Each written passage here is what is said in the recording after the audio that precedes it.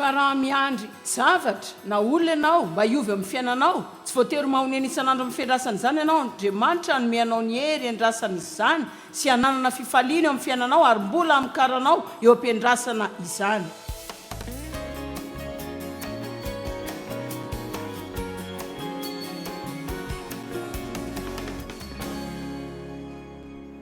Ampianatra ao androany arivany amin'ny fiainana amin'ny fahatokiana. Misy firy aminareo zao ny tena mila fahatokiana. Hitanareo ny fahatokiana nge dia ilay finoana hoe mahavita ianao, hoe afaka ianao. Tsy te hanana fahatokiana ve ianao ninina olana trehanao, hainareo tsara hoe inona ny mety hitranga raha tongeto aka tsy mana fahatokiana, hoe afaka manao izany. Ary na raha tongeto ny ekipa mpiteraka nefa tsy mba manana fahatokiana akory. Hitanareo raha tsy amin'ny fahatokiana ny devoly dia tena ampijalanao tanteraka. Ary angalatra ny sitrapon'Andriamanitra eo fiainanao. Ary za malala ora betsaka izay milaza hoe tena sarokiana be tsy manana fahatokiana. Lainga fotsiny apetraka satana ao tsainao zany, satria Andriamanitra tena manome atsika fahatokiana, fa iny ilayntsika fotsiny dia ny azontsika zany amin'ny finoana. Za mino fa Andriamanitra manana zavatra lehibe maro izay tiany ataonao. Fantatro fa tiany ankafiany fiainana ianao, everiko fa tsy ho vitanao zany raha feno tahotra ianao, satria tahotra tena mitondra karazam-pahoriana maro. Firy aminareo zao no manana fanahiana kely, ny amin'ny anaovana dingana mba hanao zavatra dia avy eo feno tahotra be sy tsy fananana fahatokiana, ary enatra no avy mamela anao. Za mino amin'ny foko rehetra fa afaka mandresy izany ianao satria efa nahita olona bedabeda be nanao izany. Ny marina dia tsisy tsy fampikery izany any an-danitra. Ao amin'Andriamanitra avokoa ny hery ilayntsika hanaovana izay rehetra angatahany mba ho ataontsika. Ary averiko indray zany, ao amin'Andriamanitra avokoa ny hery ilayntsika hanaovana izay rehetra ilaina ho ataontsika. Fa ny fotoana tokana tsy azonao ny heriny dia na ianao izay manao zavatra izay tsy tokony ataonao akory, na ianao tsy ao aminy. Tsy mbola miray amin'ilay tena loharano ianao zany. Tsy hanana hazavana avy amin'ity ampoly ity isika amin'ny antony tsotra. Tsy ny hoe tsisy herinaratra atao amin'ity trano ity, tsy hoe ny ampola ny maty, fa satria tsy mifandray amin'ilay herinaratra ilay izy. Ary ataoko fa matetika tsy ao amin'ilay fifandraisana ny mpino, na koa misy mpino izay tapaka fizibla, ka raha tsy hainao hoe ahoana no azona ny herin'Andriamanitra amin'ny fiainanao. Fa tsy isika ihany mba miezaka anao zava-mahagaga lehibe, izany no hoe rivelomana isan'andro amintsika eo amin'ny tarihanao sy hanananao fandresena. Ataoko fa rehefa misaina mikasika ny fahagagana sy ny herin'Andriamanitra isika dia tsy voatery mihevitra fitodiana amin'ireo firenena vahiny foana hoe ny misionera vahiny izay manana ministera ngeza be izany. Ataoko fa mila hery ho an'ny isan'andro isika. Andrindra ataoko fa izay mihitsy ny ilana ny vokatry ny fanahy. Mino aho fa ho an'ny fiainana isan'andro zany. Mino aho fa hivitian'Andriamanitra hanana teny fahalalana isika sy teny fahendrena. Tiany isika hanavaka fa tsy hanao daladala sy hotson'ny fahavalo fanantenana na ireo fanahy mamitaka ny olona izay manodidina antsika. Tian'Andriamanitra azo fahagagana isika sy finoana ary hanao zava-dehibe eo amin'ny isan'androm-piainantsika. Ny olona mila mahita ny herin'Andriamanitra miasa amin'ny alalan'ny mpino.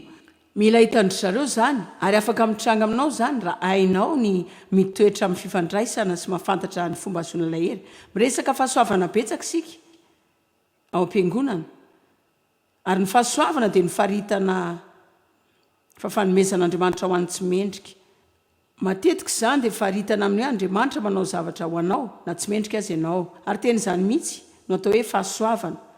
Fa izaho nanana fanambarana mahafinaritra teo amin'ny fiainako, teo amin'ny 17 taona lasa. Teo ny fiovam-piainana teo amiko tamin'ny nahitako, fa tsy izany fotsiny hoe fahasoavana, fa hery koa izany.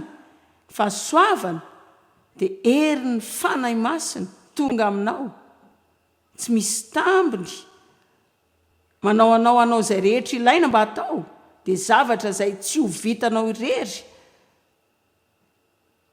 raha amin'ny herin'ny tenanao sy ny ezakao. Izay ny famaritako manokana, izany mamorona izany, fa tiako loatra izany ka averiko indray. Fahasoavana dia herin'ny fanahy masina tonga aminao, tsy misy tambiny,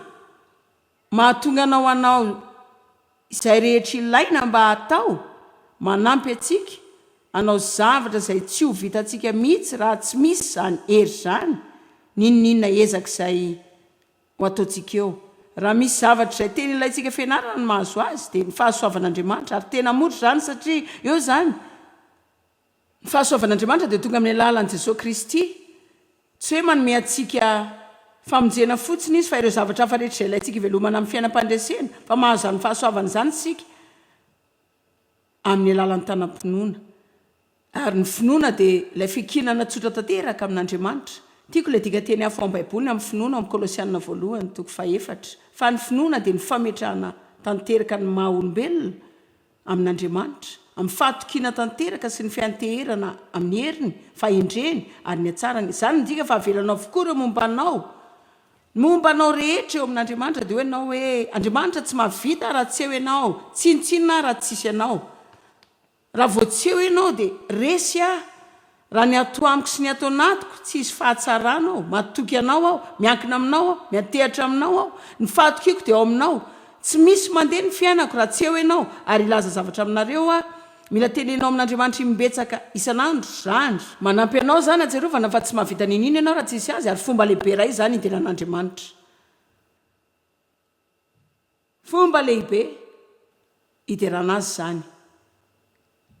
Efesiana 4:7 tiako raha ataontsika ambony lohantsika eo zany ary tiako raha hojerevantsika kely soratra masina miresaka mikasika ny fomba namonjenantsika zany fa za mino fa mitovy ihany ny fomba hamonjenantsika sy ny hoe fomba ahafahantsika miaina matetika sika tsara fanomboana mandray famonjena amin'ny fahasoavana dia avy eo toy ny faranantsika zany ka anaovantsika izaka amin'ny zavatra izay tena fahatosoana lehibe mihitsy fa fahasoavana namonjena anareo amin'ny finoana fanomezana ho an'ny tsy mendrika ny alana tamin'ny fitsarana ary nanaovantsika mpiombona famonjeny Kristy tsy avy aminao zany famonjeny zany tsy avy amin'izay nataonao manokana izay ezaka ny ezanao natao manokana fa fanomezana avy amin'Andriamanitra jereo tsy mino hoe Andriamanitra mamela antsika hiady rery amin'ny zavatra rehetra mino fa tena nampy antsika izy amin'ny zavatra rehetra izay ataontsika iray amin'ireo faramparana lehibe tao amin'ny fiainako dia ny hoe Andriamanitra akory tsy hoe vonjy voina fotsiny ka hoe tia nampy ahy ianao ny zavatra rehetra toy ny fanamboarana ny voloko amin'ny maraina sy ny fandehanana miantsena andony faktiorako hitaizany zanako amin'ny fiadanana Andriamanitra tia hitratsehatra amin'ny zavatra rehetra izay ataonao tsisy zavatra izay mahazo anao ka tsy afaka ny vavahana na azona ny fanampian'Andriamanitra ary zany no manomboka manao ny fifandraisana amin'Andriamanitra ao mahafinaritra sy mahafaly rehefa entinao zany ho amin'izay karazana nivo manokana amen ary ny mampalahelo dia matetika ny fomba fivavahana tsy mampianatra antsika izany loatra fa mampianatra didy sy fitsipika ho arana fotsiny ireo zavatra izay ilaina ataontsika any ka mandany andro sika manao izany fomba izany ka amin'izay Andriamanitra tsy mba lasa namana kaiky manokana mihitsy ary inoko fa mandratra ny fony zany andiny fahasivy tsy avy amin'ny asa tsy avy amin'ny fanatanterahana izay takin'ny lalàna zany fandrao isirehare nanaraka fampianarana famonjena tamin'ny alalan'ny fahasoavana ao tao am-piangonana izay narako nandrindry ny taona maro ary nahazo fanambarana ao ny amin'ny fahasoavan'Andriamanitra ho an'ny famonjena fantatro fa ny olona tsy vonjena amin'ny asa vitany fa amin'ny alalan'ny fahasoavana dia teo ihany dia nijanona teo ataoko fa taorin'izay dia ny aiky aho fa toy ireny hoe mahatsiaro an Jesosy mandefa baolina ty amiko zany ka mila alefako any amin'ny arato zany fa tsy ohatran'izany anefa le izy fa nandrindry ny taona maro aho dia niady niezaka tamin'ny zavatra maro iray amin'izany zao ny ezahako nanova ny tenako rehefa tonga kristiana maritra ratsaina dia nanomboka nianatra baiboly arakaraky ny anaranao baiboly ny vao mainka ahitanao ireo zavatra rehetra izay tsy mety aminao misy mahamarika izany ve matetika tena mararina dia ny andeho any am-piangonana andrelay teny aza satria izay toriany mpitory-teny eo dia ny laiko zany ninino ilay olana dia nananako koa zany misy olona efa mpamatsiaro zany ve zany zao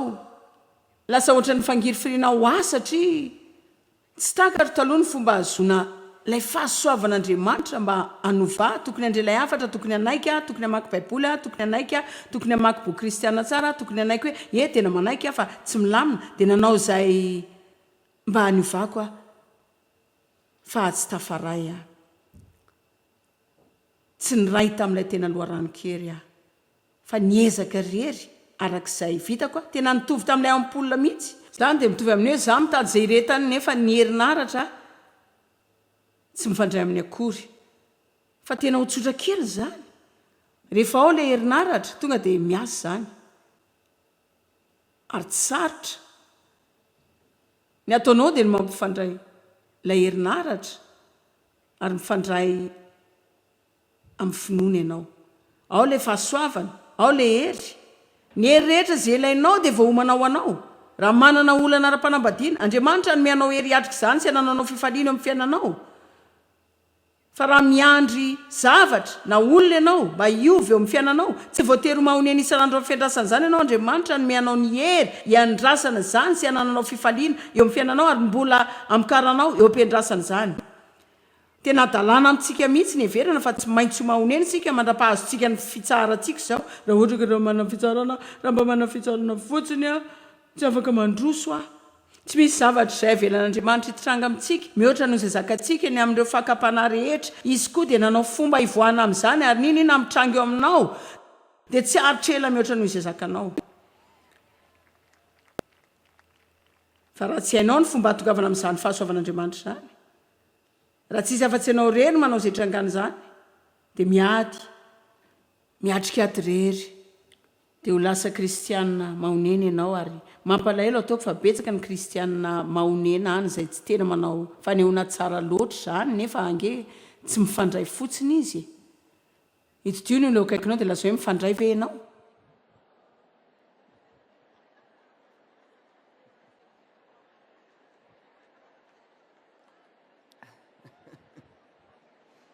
Tsy haiko hoe mampimety koa ve aloha izany. Ndao jerena ny Galatiana 4 andiny 7 manomboka eo amin'ny andiny 7. Galatiana 4 andiny 7. Paoly zao mampianatra malalaka ny amin'ny fahasoavan'Andriamanitra satria izy nahitsy izany niasa tamin'ny fomba mahagaga teo amin'ny fiainany manokana. I Paoly araka ny fantatrareo dia nanenjika ny kristianina ary tena faly tamin'ny fandraisana anjara tamin'ny famonoana azy ireny fa Jesosy mihitsy ny fanampy taminy, naneho ny tenany taminy. Vavonjy Paoly avy eo ary feno fanamasina tanteraka ary laza apôstôl'Andriamanitra lehibe. Ary Paoly nilaza ny fahasoavan'Andriamanitra no nato izao ahy. Ary izy dia tena olona feno fisaorana satria fantany fa tsinotsinona izy tsisy an'Andriamanitra. Ka i Paoly nanoratra betsaka mikasika ny fahasoavana ary zao izy manoratra ny Galatiana. Ary izy hoe adala toy izany tanteraka tokoa va nareo? Rehefa nanomboka tamin'ny fanahy nareo ilay fiainam-baovao ara-panahy, nandray ny famonjena tamin'ny fahasoavan'Andriamanitra dia natanteraka amin'ny fiankinana amin'ny nofo va ankehitriny. Hitanareo fantatro fa voavonjy tamin'ny fahasoavana fa avy eo ny hevitra fa mila miasa ao fanovanan'ny tenako. Misy aminareo ve miahany amin'ny anovanao ny tenanao? Efa mba nosainao ve hoe arakaraka ny andavanao tsy hanao zavatra iray? Vao mainka ianao manao izany andre afatra ao tao am-piangonana mikasika ny tsy dia itenenana loatra na izay zavatra diso dia nanapa-kevitra ody aho dia andeha hanakombona ny vavako dia tsy mba niteniteny mihitsy aho satria raha tsy miteny aho tsy mba nanana olana mihitsy. Nofo izany dia miainga avy any amin'ny tendrony iray ka hatrany amin'ny tendrony iray foana. Za be resaka be ka nivalina olona tonga dia hoe tsy teny mihitsy aho izany. Mazava ho azy tsy mety mihitsy izany. Ka ny olona rehetra tonga dia tia mantatra daholo hoe naninona ary dia avy eo izay nampasosotra azy satria za mihevitra hoe tsy tianao mihitsy ary rehefa miteny ary tsy afaka manome fahafaham-polona.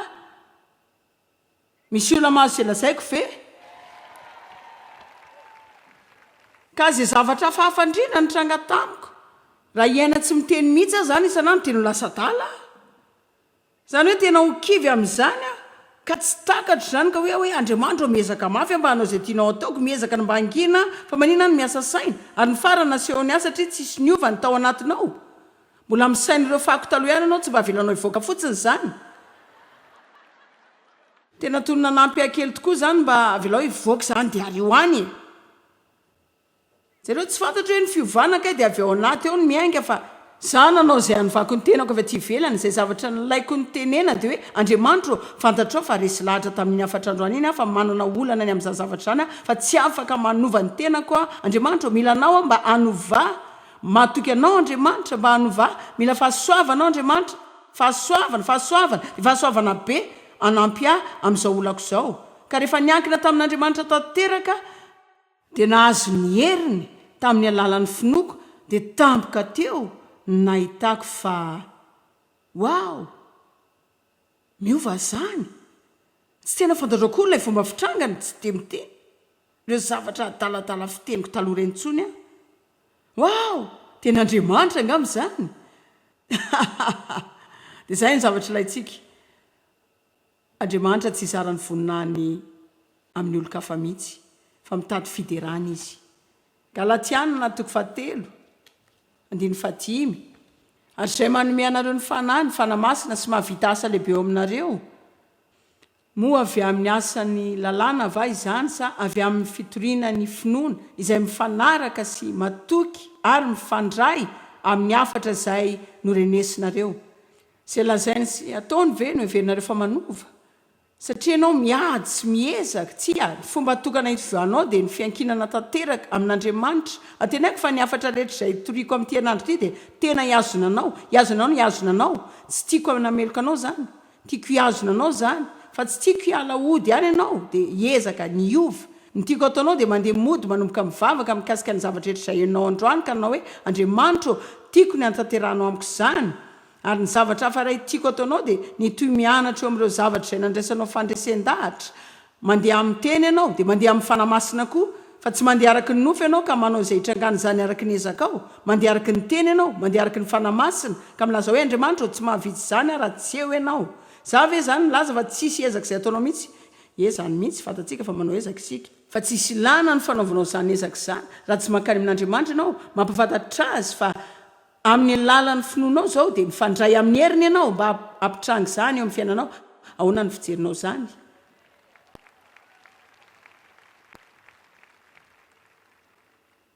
zany tahotra izany ange tena zavatozy ny tahotra no mampiemotra antsika ny baiboly milaza ao amin'ny Hebreo 10 aza miemotra amin'ny tahotra ny tahotra dia fitaovany satana angalarana ny anjarantsika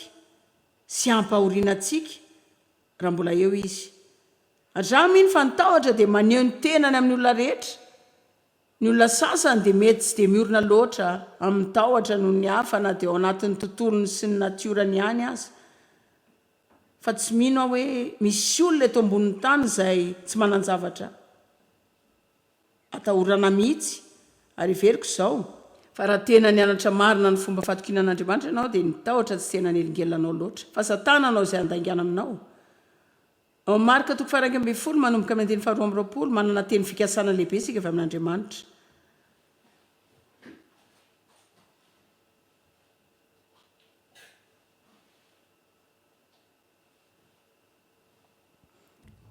ary Jesosy namaly ka nanao taminy hoe manana finoana an'Andriamanitra tsy hoe indray mandeha fotsiny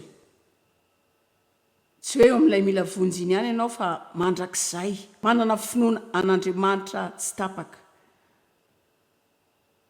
lazaiko aminareo marina tokoa nazovy ilaza amin'ity tendromboty hoe mifindraka mianjera any an-dranomasina ka tsy hanahanao ampony fa iny fa ho tonga ny zavatra lazainy dia ho tanteraka aminy izany tiatsika izany teny izany fa misy zavatra eto izay ilayntsika atrehany ihany koa Andriamanitra milaza fa raha mino sika ka tsy misalasala dia izay rehetra angatahantsika dia ho tanteraka izany fa tsy noteneny antsika hoe roviana efa mba nomarinao ve zany tsy voalaza anao hoe tonga dia hitranga avy hatrany zany 2 herinandro 10 taona 20 taona aoriana izao rehefa nanome teny fikasana ny Abrahama Andriamanitra fa izy dia ho rain'ny firenena maro ataoko fa tsy nalala Abrahama fa 20 taona aoriana izany rehefa nanomboka nasion'Andriamanitra fa ho avy ny andro iteto izao tontolo izao hitoro filazantsara amin'ny firenena maro tena tsy fantatro mihitsy hoe mbola ho fotoana lava izany ny ankamaroany zavatra izay ampanantenan'Andriamanitra fa ho ataony eo amin'ny fiainantsika matetika dia ela noho izay verantsika azy mandratra mihoatra noho izay verintsika fa zaka ary lafo mihoatra noho izay verintsika fa afaka anaovantsika sorona fa tsy hanenenana izany amin'ny farany atraizany afaliako fa tsy nijanona teny an-dalana teny atraizany afaliako fa tsy nialan-darana ny amin'izay tsapako fa tian'Andriamanitra tao eo amin'ny fiainako zao inona no tranga manola ny vavaka sy ny fisehoana iray amin'ireo zavatra izay mitranga dia ny fotoana sy ny olana eny an-dalana eny andao ampiasaina vetivety ilay sary atsaitsika voalohany aloha tonga ny fisalasalana azonareo raha mivavaka ianao ka tonga dia mahazo valiny avy hatrany dia tsisy efitrano an'ny finono zany tsisy efitrano an'ny fisalasalana azonareo tsisy olana mihitsy mitranga fa maninona andriamanitra ny miandry satria ny finoana mila zana toetra tsy maintsy porifony zany manao izay hitondran'ilay teboka amin'ny tierinandro ity fa ny finoana dia tsy misy diky any raha tsy tsapaina sy porifoiny raha tsy zany dia lasa resaka fotsiny zany dia lasa karazana toroteny sy hira mikasika ny finoana CD ny finoana boky ny finoana dia kanefa raha tsy miaso amin'ny fiainanao andavanandro zany dia tsisy lany zany akory misy afaka manao amenna ve mandritry ny fandratrana mandritry ny fotoana fiandrasana matetika ny olona mamela antsika manome tsiny mandratra ka mila mandray fanapaha-kevitra sika tena hijanona ho tezitra sosotra foana ve andeha hitahiry lolo-po sa amela azy ireo tahaka ilay andiny fahina amin'ny roapolo milaza fa arak'izany miasan'ny finoantsika tsy henonareo ve mivavaka ianao mangataka amin'andriamanitra anao zava-dehibe amin'ny fiainanao tsy mitranga arak'izay mba hiveranao ny fitrangany fa niandry zany ianao rona telo volana dia miandry ianao dia miezaka miaritra amin'inao fa miasa andriamanitra zao dia avy eo misy olona mandratra ny fihetsem-ponao dia satana mampiasa zany ho lasa vato mamingana ny finoanao zay ianao mila mahatakatra mila miteny ianao hoe za mahalala fa nianatra ny teny ary devoly ianao indray dia tsy hanaisitra zany atamiko fantatro tsara mihitsy zay tatavinao atao manao zay ampaoriana ianao mba tsy haharetan'ny finoko finoana dia miasa amin'ny alalan'ny fitiavana tsy afaka hijana tezitra amin'ny olona ianao fa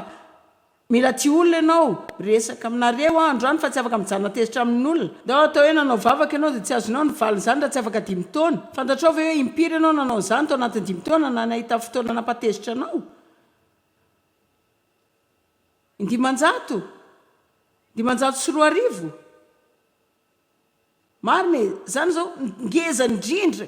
ngamy zany ny zavatra voalohany ampiasain'ny satana noerana ny olona fa mpiankiny sika rehetra fa misy fotoana sika tsy maintsy miady rery tezitra amin'ny lehibenao anao tezitra amin'ireo zanakao tezitra amin'ny ramosianao tezitra amin'ny madamanao tezitra amin'ny mamanao sy ny dadanao ny rahavavinao ny rahalanao ny mpiaramonina aminao tezitra betsaka ny kristianina tezitra betsaka kristianina sosotra ny kristianina tezitra toy ny fasika tsy mba miaraka zany tsy afaka lasa hoe tsy mba afaka nifandray kely akory relona hoe andao sika dia ahoana zany ka kristianina tezitra azonareo adalana zany everikely ny zavatra mitrango eo aminao azo zany rehefa mivavaka ka tsy misalasala azonao zany fa inona daholo ny tranga rehefa mahazo zany ianao nefa ianao vo avy nanao fisehoana mihitsy raha vao manana fisehoana ianao tsy mila finoana tsony tsy mila finoana ianao rehefa avy mahitsy zany veriko fa tsy tena tsapatsika loatra ma zava-dehibe izay ataotsika rehefa mbola miandrina isika aza tezitra sosotra tsy kizitina ary manao andolo-po raha toka mendrandra fahataterahan'ny vavakao misy ny tahotra fa mila miazona finoana ianao misy fakapanahy mila manohatra izany fakapanahy zany ianao ka maharitra sy mahitsy miaraka amin'andriamanitra ho azonao fahataterahan'ny vavakao fa mila nananao antoka fa hainao ny fomba fiandrasana ary tsy miala eny an-dalana eny